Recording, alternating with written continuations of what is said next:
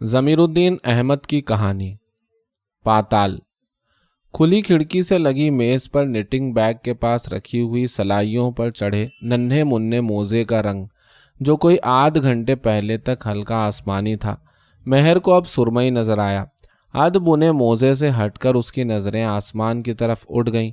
उस पर अब कलौंस फिर चुकी थी, लेकिन अभी तक कालक नहीं पुती थी। उसे गुमान गुजरा कि धुएं का एक अजदहा आसमान की खुली खिड़की में जड़े टुकड़े पर बल खाता नीचे से ऊपर की जानिब बढ़ रहा है।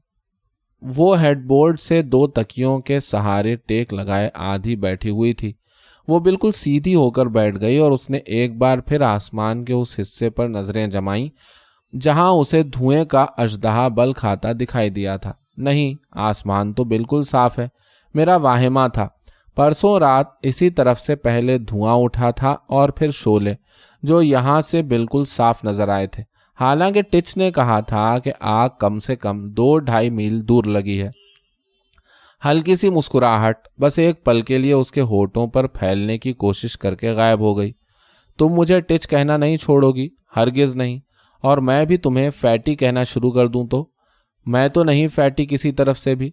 बताऊं किस तरफ से? बल्कि किस किस तरफ से हो, बताओ। और जब बताने के लिए शौकत ने अपने दोनों हाथ बढ़ाए थे तो महर ने उसके बढ़े हुए हाथों को अपने हाथों से रोक कर, मगर खुद उसकी गोद में बैठकर उसे एक ट्रैफिक साइन के अल्फाज की मदद से बताया था। लेकिन वो मुस्कुराहट जो गायब हो गई थी उसके होठों पर वापस नहीं आई। महर फिर हेडबोर्ड से टेक लगाकर आधी लेट आधी बैठ गई और उसकी निगाहें फिर अध बुने मोजे की तरफ गईं, जिसका रंग अब काला हो चला था।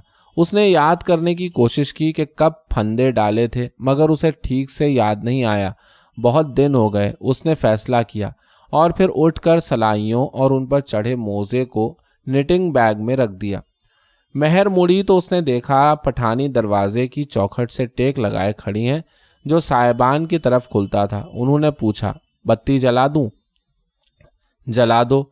पठानी ने टटोल कर स्विच ऑन किया और महर 2-3 बार पलकें झपकाकर उस आराम कुर्सी में बैठ गई जो खिड़की की तरफ पलंग के पास बिछी हुई थी।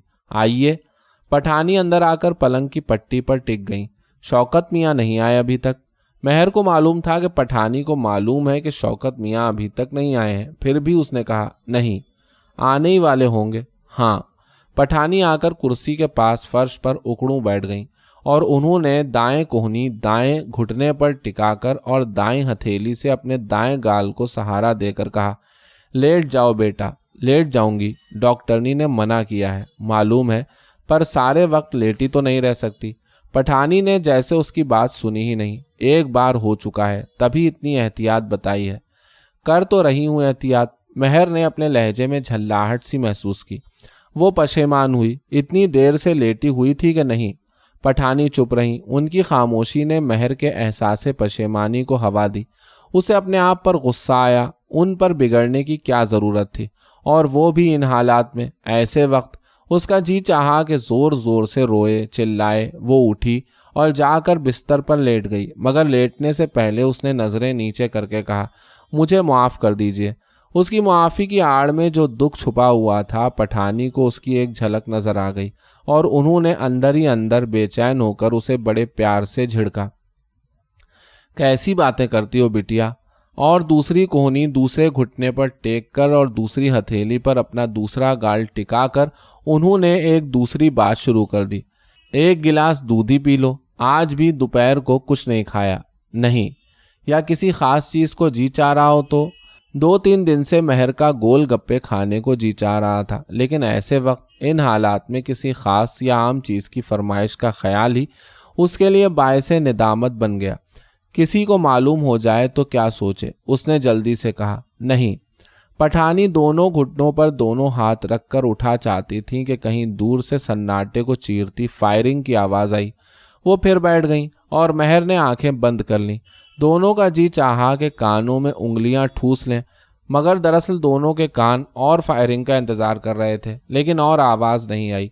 तब पठानी बड़बड़ाई और उनकी बड़बड़ाहट सुनकर महर ने आंखें खोल दी। उसकी नज़र सिंगार मेज पर पड़ी, जो बाथरूम से मिले हुए ड्रेसिंग एरिया की बजाय पलंग के पैतियाने रखी हुई थी और जिसके लंबे चौड़े आईने में पूरा बिस्तर नजर आ रहा था। आईने में अपने बिस्तर पर दराज जिस्म का अक्स देखकर महर का जहन जरा सी देर के लिए न जाने किधर भटक गया कि उसके जी ने मलामत की।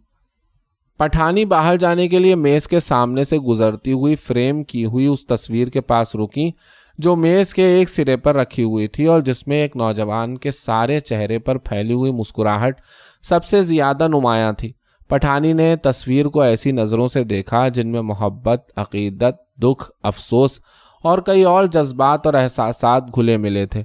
उनके मुंह से एक आवाज़ निकली जैसी ज़्यादातर औरतों के मुंह से उस वक्त निकलती है जब वो कोई बहुत ही मनहूस खबर सुनती हैं और उनका दायां हाथ बेख्तियार उनके सीने की तरफ उठ जाता है।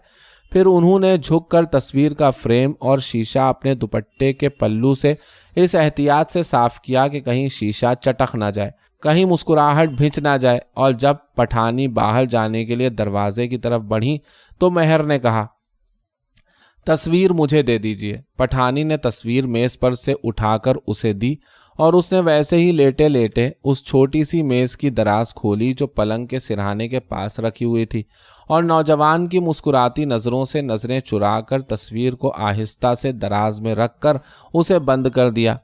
कह गए थे तस्वीर हटा देना। पठानी की समझ में नहीं आया कि शौकत मियाँ क्यों कह गए थे कि तस्वीर हटा देना।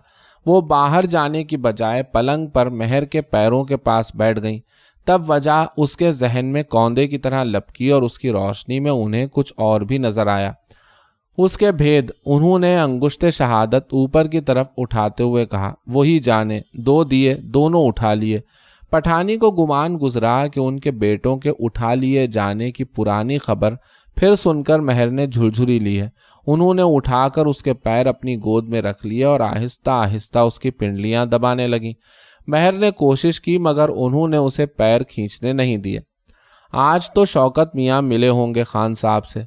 महर फैसला नहीं कर सकी कि पठानी ने सवाल किया है और किया है तो उससे या अपने से, या उनकी सोच बोल पड़ी है। लेकिन उनकी बात सुनकर उसके सीने पर से जैसे कोई बोझ हट गया कि चलो ये मरहला भी तय हुआ या अब हो जाएगा, क्योंकि उसका दिल कह रहा था कि पठानी यही मालूम करने के लिए इतनी देर से कमरे में मंडला रही हैं कि शौकत ने आज उनके मियाँ से मिलकर उनकी खैर खैरियत दरियाफ्त की होगी कि नहीं। और दिन में भी वो 2-3 बार इसी वास्ते या खासकर इसी वास्ते आई थी ऊपर, मगर चूंकि उसने उनकी आहट सुनने के बाद भी आंखें नहीं खोली थीं इसलिए वो उसे सोता जानकर वापस चली गई थी। और वो सोती इसलिए बनी थी कि चाहती थी कि पठानी अपने मियाँ की खैर खैरियत की बात शौकत ही से करें तो बेहतर होगा। वैसे भी उसे क्या मालूम था, पठानी पूछती तो वो क्या बताती। लेकिन अब जबकि उन्होंने बात छेड़ दी है उसे कुछ ना कुछ तो कहना ही पड़ेगा। उसने कहा, हाँ कह तो रहे थे, चलते वक्त मुझसे भी कहा था। पठानी ने और कुछ नहीं कहा तो महर ने सोचा कि चलो बात खत्म हो गई और उसने तेजी से अपने पैर उनकी रानों पर से हटा लिए। लेकिन पठानी बस कुछ पल खामोश रहीं। 4 दिन हो गए। हाँ, पठानी फिर चुप हो गई। सोच रही थी कि कहें या ना कहें, मगर उन्होंने कह ही दिया। जनाजे के बाद से नहीं आए। महर डरी कि ये कहीं सब कुछ दोहराना ना शुरू कर दें, मगर पठानी ने सिर्फ ये कहा, कह गए थे कल फिर आऊँगा। तबीयत खराब हो गई होगी। महर के मुंह में जो आया उसने जल्दी से कह दिया, किसकी? खान साहब की? नहीं बिटिया, इतने बरस के हो गए कभी जुकाम तक तो हुआ नहीं। सच कहती हूँ, रास्ते वास्ते आजकल बंद हैं, नहीं निकल पाए होंगे। वैसे सवारी वगैरह भी तो। पठानी ने महर की बात को इस काबिल नहीं समझा कि पूरा होने दिया जाए। सवारी की बिटिया, तुमने एक ही कही। तुम क्या समझती हो वो सवारी में आते हैं? महर वाकई यही समझती थी। उसने कहा, मैं तो यही समझती थी। ना कहीं पैदल आते हैं, बड़े हिम्मत वाले हैं। महर ने महसूस किया कि पठानी अपने मियाँ की तारीफ सुनकर अंदर ही अंदर खिल उठी हैं। घर में थोड़ी बैठते हैं, निकल जाते हैं और मीलों का चक्कर काट कर पलटते हैं। वाकई, और नहीं तो क्या। पठानी चुप हो गई और महर ने सोचा चलो अच्छा हुआ, उनकी तसल्ली हो गई। लेकिन थोड़ी देर बाद किसी और पठानी ने कहीं और कहा, कल से बुरे बुरे ख्याल आ रहे हैं, न जाने क्यों। महर उठकर बैठ गई और उसने उनके घुटने पर हाथ रखकर कहा, क्यों बिला वजह परेशान होती हैं? शौकत आते ही होंगे। 3-4 मिनट बाद बाहर किसी कार के रुकने की आवाज़ आई। پٹھانی نے کھلی کھڑکی میں سے جھانکا اور مہر کو اطلاع دی کہ شوکت میاں آ گئے، لیکن جب کئی منٹ گزر گئے اور شوکت پھر بھی اوپر نہیں آیا تو وہ یہ کہتی ہوئی نیچے چلی گئیں کہ جا کر پانی رکھ دوں، شاید شوکت میاں چائے مانگے۔ اور جب شوکت اوپر آیا تو مہر کو اس کے ستے ہوئے چہرے پر کئی سائے منڈلاتے نظر آئے اور اس نے دیکھا کہ شوکت پتلون کی جیب سے نکال کر کنجیوں کا گچھا سنگھار میز پر اس جگہ رکھ رہا تھا جو تصویر کے ہٹائے جانے سے خالی رہ گئی تھی کہ رک گیا، اور اس نے گردن گھما کر اس کی طرف دیکھا۔ اس نے شوکت کے بے آواز سوال کا کوئی جواب نہیں دیا اور شوکت گچھا واپس جیب میں ڈال کر آرام کرسی پر ٹک گیا اور دونوں ہاتھوں سے سہارا دے کر فرش کو تکنے لگا۔ مہر نے کچھ دیر انتظار کیا، پھر پوچھا، نیچے رک گئے تھے؟ شوکت نے سر اٹھا کر اسے دیکھا اور تھوڑی دیر تک خاموشی سے دیکھتا رہا۔ صدیقی صاحب کی بیوی نے روک لیا تھا۔ مہر نے انتظار کیا، لیکن شوکت نے کچھ اور نہیں کہا تو وہ بولی، دوپہر کو آئی تھی، کہہ رہی تھی بھائی صاحب کا انتظار ہے۔ میں نے کہا صدیقی صاحب جب تک بالکل ٹھیک نہ ہو جائیں ہم آپ کو جانے نہیں دیں گے۔ رو پڑی بیچاری، اس وقت بھی رو رہی تھی۔ وہ پھر فرش کو تکنے لگا۔ صدیقی صاحب کی حالت ٹھیک نہیں۔ پھر اس نے انگریزی میں کہا، میرے خیال میں ٹانگ کاٹنا پڑے گی۔ کیوں؟ گینگرین۔ کمرے میں بو پھیلی ہوئی تھی اور دیکھ ایسے رہے تھے جیسے مجھ سے انہیں کوئی خطرہ لاحق ہو۔ نہ معلوم پہچانے بھی کہ نہیں۔ سلام کیا تو بس بڑبڑا کر چپ ہو گئے۔ ان کی بیوی کہہ رہی تھی نیند نہیں آتی، اور آتی ہے تو ذرا سی دیر میں ہڑبڑا کر اٹھ بیٹھتے ہیں اور پھر وہی چیخ پکار۔ جس نے اپنی ساری اولاد کو اپنی نظروں کے سامنے، اگلا لفظ شوکت کے حلق میں پھنس گیا۔ چائے بناؤں میاں؟ شوکت نے نظریں اٹھا کر دیکھا۔ پٹھانی دروازے میں کھڑی تھی۔ نہیں، پی لیجئے، پی لو۔ مہر نے پٹھانی کی تائید کی۔ دفتر میں پی لی تھی، تم نے پی؟ نہیں، میرا بالکل جی نہیں چاہ رہا۔ دن کو کچھ کھایا تھا؟ ہاں۔ مہر نے یہ پوچھنا بیکار سمجھا کہ کیا اور کہاں۔ وہ یہ پوچھیں گے کہ تم نے بھی کچھ کھایا نہیں، اور اس نے اپنا جواب بھی سوچ لیا تھا، لیکن شوکت چپ رہا اور مہر کو تعجب ہوا۔ پٹھانی ابھی تک دروازے میں کھڑی تھی، لیکن جب پاس والے کمرے میں ٹیلی فون کی گھنٹی بجی اور شوکت اٹھا تو وہ خاموشی سے نیچے چلی گئیں، اور جب وہ ٹیلی فون سن کر کمرے میں واپس آیا تو شوکت نے مہر کو یہ نہیں بتایا کہ کس کا فون تھا، بس آ کر اس کے پلنگ کے پاس بیٹھ گیا۔ مہر کو ایک بار پھر تعجب ہوا، کیونکہ یہ شوکت کی عادت نہ تھی۔ اس نے شوکت کے سر کو آہستہ سے کھینچ کر اپنے کندھے پر ٹکا لیا اور پوچھا کہ کس کا فون تھا، جس سوال کا شوکت نے ایسے جواب دیا جیسے کوئی بھولی ہوئی بات یاد آ گئی ہو۔ ان کا تھا، کلیم اللہ کا۔ وہ لوگ تو اسلام آباد چلے گئے تھے، مکان کے کاغذات پر دستخط کرنا تھے، کل واپس چلے جائیں گے۔ شوکت چند سیکنڈ چپ رہا۔ انہیں یہاں آ کر معلوم ہوا اس نے بات ادھوری چھوڑ دی، اور تھوڑی دیر اور چپ رہنے کے بعد کہا، آنا چاہ رہے تھے تعزیت کے لیے، میں نے منع کر دیا۔ مہر کو پھر تعجب ہوا، منع کر دیا؟ منع ہی سمجھو، میں نے کہا اس وقت نہیں۔ پھر شوکت اٹھ کر ٹہلنے لگا، اور ٹہلتے ٹہلتے اچانک رک کر اس نے کہا، قبرستان ہوتا ہوا آیا ہوں، اسی لیے دیر ہو گئی۔ میں پوچھنے ہی والی تھی، اچھا خاصا میلہ لگا ہوا تھا، اتنے آدمی میں نے کبھی کسی قبرستان میں نہیں دیکھے، تم بھی چلو کسی دن۔ اس بار مہر کو محسوس ہوا جیسے کسی سخت مٹھی نے اس کے دل کو بڑی بے دردی سے دبا کر چھوڑ دیا ہو۔ وہ سیدھی ہو کر بیٹھ گئی۔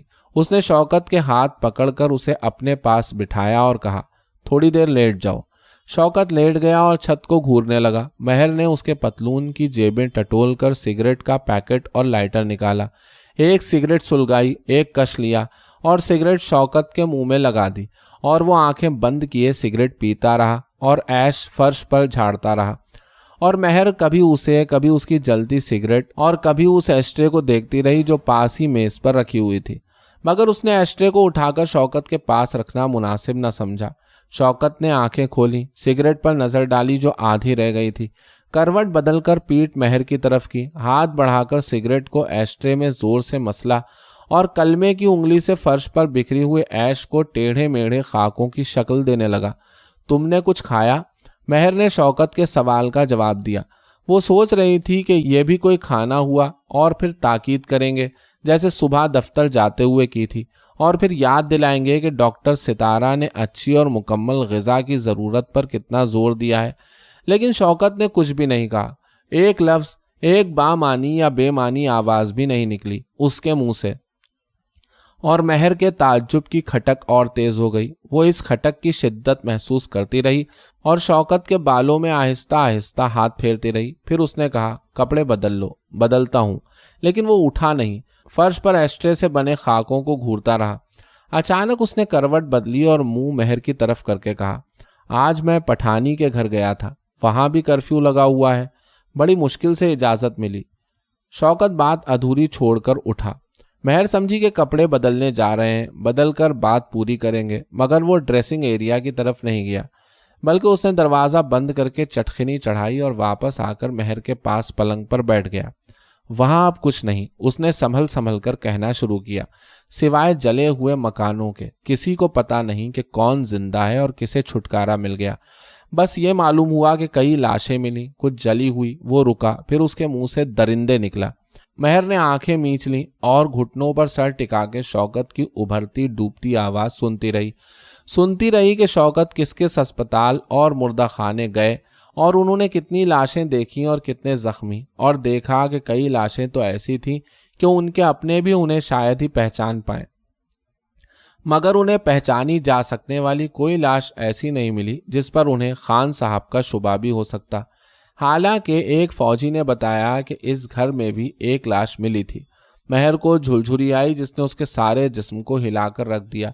उसने आंखें खोली। शौकत सर झुकाए बैठा हुआ था। फिर शौकत को महर का सवाल समझने में कुछ देर लगी। जब सवाल उसकी समझ में आया तो उसने कहा, बताना तो पड़ेगा ही। हाँ, तुम बता देना। मैं? और वो ऐसे सिमट गई जैसे 2-3 कदम के फासले पर सांप बिच्छू देखकर लोग सिमट जाते हैं। नहीं, मैं नहीं बताऊंगी। शौकत शायद ये जवाब सुनने को तैयार था। उसने कहा, तो फिर मैं ही बता दूंगा। तब शौकत ड्रेसिंग एरिया में गया और कुर्ता पाजामा पहनकर लौटा। वो कुछ देर टहलता रहा, फिर जाकर खुली खिड़की के पास खड़ा हो गया और खुले आसमान के माथे पर चिपका हुआ दागदार चांद उसकी तवज्जो का मरकज बन गया। मेरी दवा लाए? महर ने पूछा। दवा? शौकत ने कहीं बहुत दूर से वापस होते हुए कहा। हाँ, लाया हूं। महर ने थोड़ी देर इंतजार किया, मगर जब शौकत अपनी जगह से हिला भी नहीं तो उसने कहा, दे दो, शाम की खुराक का वक्त हो गया है। शौकत बाहर गया और महर ने सुना कि वो पठानी को आवाज देकर कह रहा है कि एक गिलास दूध ले आओ, हल्का सा गर्म करके। दवा खाली पेट नहीं खाना चाहिए। उसने कमरे में वापस आकर कहा। पानी के साथ खा लेती हूँ, महर ने कहा। दूध पीने को जी नहीं चाह रहा, उबकाई आती है। इतने दिनों से तो पानी के साथ ही ले रही हूँ। वो तो ठीक है, पर तुमने खाया ही क्या है? कुछ तो जाना चाहिए पेट में। महर चुप हो गई। 5-6 मिनट बाद पठानी एक छोटी सी काली ट्रे उठाए आई। दूध का एक गिलास और चाय का एक मग रखा हुआ था। उन्होंने पहले गिलास महर को दिया, फिर ट्रे शौकत की तरफ बढ़ाई। शौकत ने पठानी के चेहरे की तरफ देखा। पठानी ने कहा, पी लीजिए मियाँ। शौकत ने बिना कुछ कहे मग उठा लिया। लाइए, महर ने कहा। शौकत ड्रेसिंग एरिया में गया और 2 गोलियां लिए वापस आया। महर ने हाथ बढ़ाया। शौकत ने गोलियां उसकी हथेली पर रख दी। महर ने गोलियों पर एक मुतजस्सिस सी नजर डाली। शौकत ने कहा, बदल दी है सितारा ने, वैसे भी वो दवा बड़ी मुश्किल से मिलती है।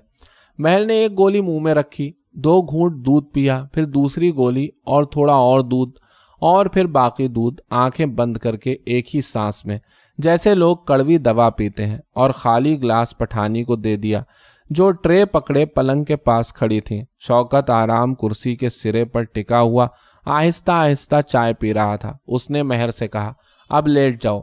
महर लेट गई तो शौकत ने चाय का एक घूंट और लिया और मग पठानी की तरफ बढ़ाया। उन्होंने कुर्सी के पास आकर मग उसके हाथ से लिया और उसमें झांका। आधी के करीब चाय बाकी थी। जी बिल्कुल नहीं चाह रहा। पठानी जाने के लिए मुड़ी। सुनिए। पठानी रुक गई। मैंने बहुत कोशिश की, मगर आज जाना ना हो सका, वक्त नहीं मिला। महर ने जल्दी से करवट बदलकर मुंह पठानी की तरफ से मोड़ लिया। कल जरूर जाऊंगा, वैसे मैंने मालूम किया था उधर अमनो अमान है। महर ने आंखें बंद कर लीं। हो सके तो कल मुझे भी लेते चलिएगा मियाँ। जरूर। पठानी चली गई। महर ने आंखें खोली। ये तुमने क्या किया? मुझे नहीं मालूम। और शौकत ने अपना सर, जिसमें एक साथ कई बरमे चल रहे थे, कुर्सी की पुश्त पर रख दिया। बहुत देर बाद जब शौकत महर से पूछ चुका कि दूध पीने से उसका जी तो नहीं मतलाया, और वो उसे बता चुकी कि नहीं, और जब महर उससे कह चुकी कि भूख न सही फिर भी थोड़ा सा तो खा लो, लेकिन वो नहीं माना, और जब वो एक के बाद एक 3 सिगरेटें फूंक चुका, और जब खामोशी न जाने कितनी बार फैल कर सुकड़ चुकी और सुकड़ कर फैल चुकी, और जब शौकत महर को नींद की नदी में आहिस्ता आहिस्ता डूबता देखकर छत की लाइट ऑफ और मोटे शेड वाला टेबल लैंप ऑन कर चुका, तो महर ने सोते में करवट बदली और उसके मुंह से एक कराह निकली। थोड़ी देर बाद वो फिर कराही। इस बार उसकी आंख खुल गई और उसने देखा कि शौकत उसके ऊपर झुका हुआ है। क्या बात है? दर्द हो रहा है? कहाँ? जवाब में महर ने उसका हाथ अपने पेट के उस हिस्से पर रखा जहां दर्द हो रहा था। यहां। देखते ही देखते दर्द बढ़ा। महर कभी करवटें बदलती, कभी ऊपर के दांतों से निचला होंठ दबाती और कभी दोनों हाथों से पेट। अचानक वो जैसे सकते में आ गई। उसके चेहरे पर खौफ का साया फैलना शुरू हुआ।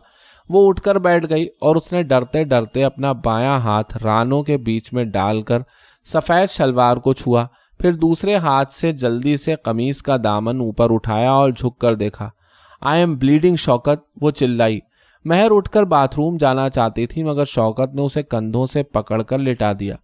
उसकी टांगों पर चादर डाली और फिर ड्रेसिंग एरिया में से कई तौलियां निकाल कर लाया।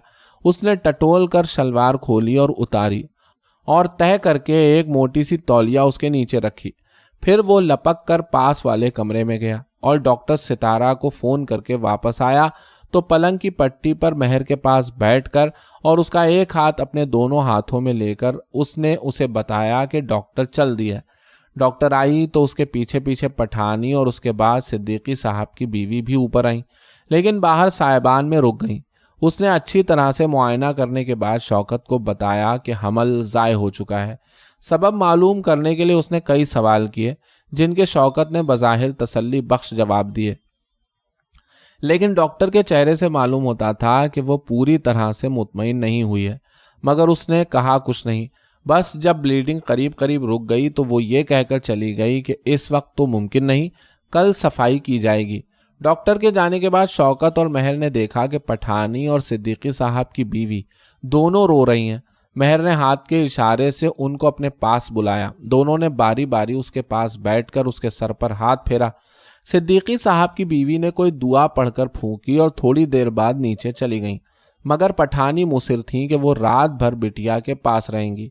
लेकिन जब शौकत ने उन्हें समझाया कि अब खतरे की कोई बात नहीं, तो वो इस शर्त पर जाने को रजामंद हुई कि पास वाले कमरे में लेटेंगी ताकि ज़रूरत पड़े तो उन्हें फ़ौरन आवाज़ दे दी जाए। पठानी के जाने के बाद शौकत ने दरवाज़ा भेड़ा और आकर महर के पास बैठ गया। महर चित लेटी हुई थी। उसका सीना आहिस्ता आहिस्ता ऊपर नीचे हो रहा था। उसकी आंखें बंद थीं। वो अब रो नहीं रही थी, लेकिन उसकी पलकें अभी तक भीगी हुई थीं। उसने आंखें खोले बिना अपना हाथ शौकत की तरफ बढ़ाया। शौकत ने अपना हाथ उसके हाथ में दे दिया, जिसे महर ने पहले अपने दाएं गाल पर रखा और फिर सीने पर। शौकत को महसूस हुआ कि उसकी आंखों की जलन पानी बना चाहती है। उसने महर के हाथ को झुककर अपने होठों से छुआ। फिर उसने अपना सर उस हाथ की पुष्ट पर रखा और उसकी आंखों की जलन पानी बनकर बह निकली। महर ने आंखें खोल दी। कुछ देर वो अपने हाथ की पुष्ट पर शौकत की आंखों की कतरा कतरा गिरती रकीक जलन महसूस करती रही। फिर उसने बहुत आहिस्ता से अपना हाथ उसके सर के नीचे से निकाला और यही हाथ 2-3 बार उसके बिखरे हुए बालों पर फेर कर अंग्रेजी में कहा, मैं समझती हूँ शौकत, और खुद भी रोने लगी फूट फूट के।